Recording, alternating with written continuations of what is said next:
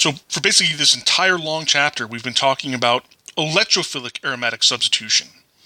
In our final topic in this chapter, we're going to talk about nucleophilic aromatic substitution. Okay, so in electrophilic aromatic substitution, the benzene ring is attacked by an electrophile. In nucleophilic aromatic substitution, the benzene ring is attacked by a nucleophile.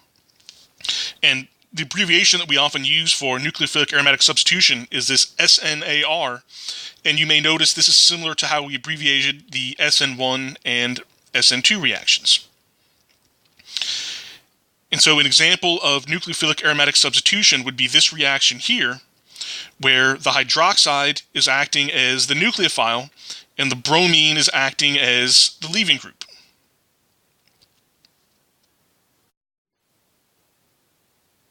Now we can't do this nucleophilic aromatic substitution on just any benzene ring. It must meet a number of requirements.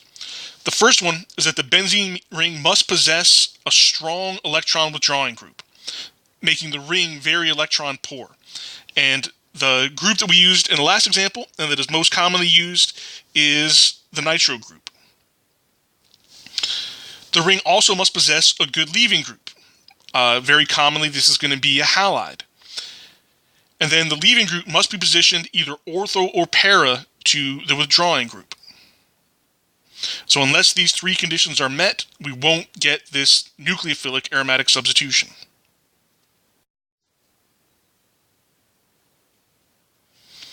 As an example, this compound could not be used as a starting material for nucleophilic aromatic substitution.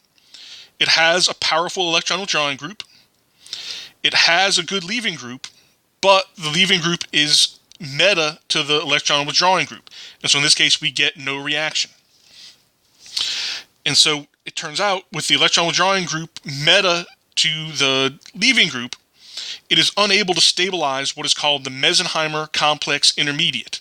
And so this is analogous to the sigma complex that we looked at in electrophilic aromatic substitution. So let's take a look at the mechanism and see what this Mesenheimer complex looks like. Okay, so here's the mechanism for the nucleophilic aromatic substitution. It's really just a two-step mechanism. We have a nucleophilic attack, followed by the loss of a leaving group, and then this is the Mesenheimer complex that I mentioned on the last slide that serves as the intermediate. So let's blow this up a little bit and then take a look at what's going on in this mechanism.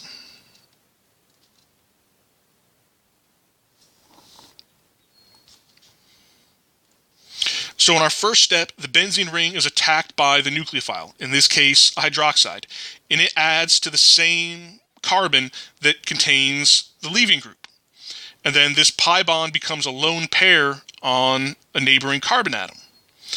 And so in the case of nucleophilic aromatic substitution, we have this Mesenheimer complex that involves a negative charge being resonance stabilized as we can move it around the aromatic ring. Right? In electrophilic aromatic substitution, which is what we've been doing most of the chapter, we had a sigma complex that had a positive charge that was resonance stabilized as it went throughout the aromatic ring. But we can certainly see the existence of the resonance stabilization. In this case, we have an allylic lone pair. So each movement of the lone pair is a two-step process. So the lone pair becomes a pi bond. The neighboring pi bond runs away and becomes a lone pair. And so we can move that lone pair on the carbon and the negative charge throughout the benzene ring. But then what's key is this last resonance structure. And so in this figure, they show how to get the resonance structure, this last resonance contributor from this one. It may be more obvious as how we get it from this one, because we can just do that in two steps. Either way, this resonance contributor is very important because in these first three, we have the negative charge on a carbon atom. In this case, we have all the negative charges on oxygen atoms. So we know that negative charges are much more stable on oxygen atoms. And so it's the presence of this last resonance contributor that makes the Mesenheimer complex stable enough that we get the nucleophilic aromatic substitution. And we can only get this resonance contributor if the leaving group and the electron withdrawing group are ortho or pair to one another.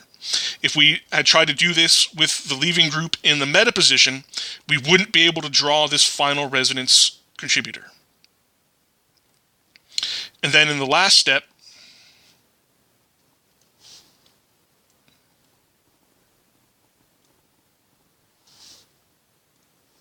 we simply have the loss of the leaving group. And again, it's a little bit more complicated because they're doing it from this final resonance contributor. It may be more obvious to see how we get it from this resonance contributor, right, where this lone pair just comes down and the chlorine comes off. Or if we've got to go all the way, we're sort of going back in 2 or 3 steps to get to this resonance contributor, and then the chlorine atom comes off.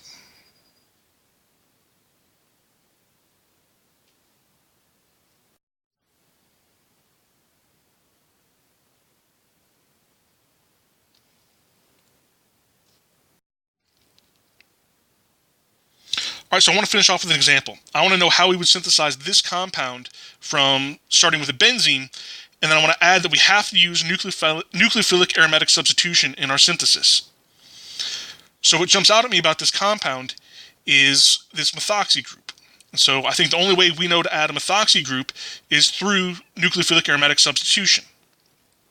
In order for that to work, I need to have a powerful electron withdrawing group, either ortho or para, to my what would have been the leaving group, right, that the methoxy group is going to replace. Now, bromine is not an electron withdrawing group, as neither is NH2, but I know that I can make NH2 from a nitro group, which is a powerful electron withdrawing group. And so, right, these two groups are screaming out to be nucleophilic aromatic substitution. When I think about the order that I want to put the groups on, if I start by putting on the leaving group, it's going to be a bromide. Now, bromide is an ortho pair director, so I could follow up putting on the bromide with the nitro group.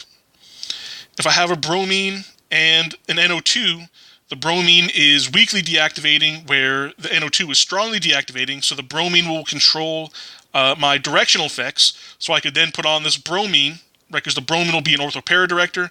Pair position is taken, so the bromine will go here. So then I'll have bromine, NO2. At that point, I can do the nucleophilic aromatic substitution, replace the bromine with this methoxy group, and I can finish it off by changing the nitro group into this amine. So my first step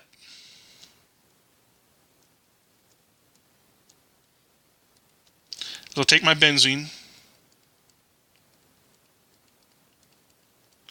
and add reagents to do an electrophilic aromatic substitution to put on a bromine.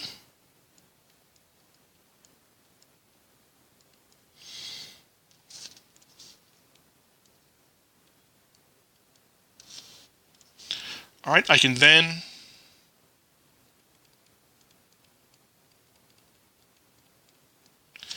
put on the nitro group.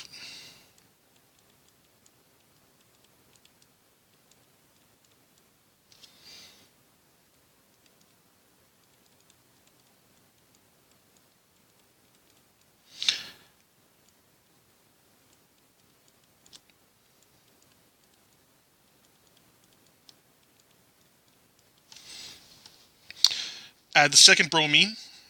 Now I'm ready to do the nucleophilic aromatic substitution.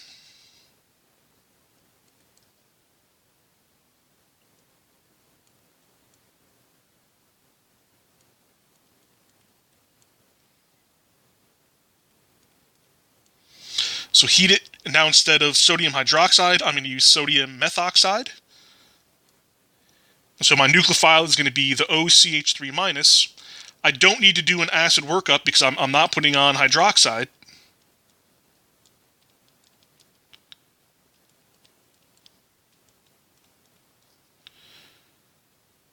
All right, and then now I can finish off by converting the nitro group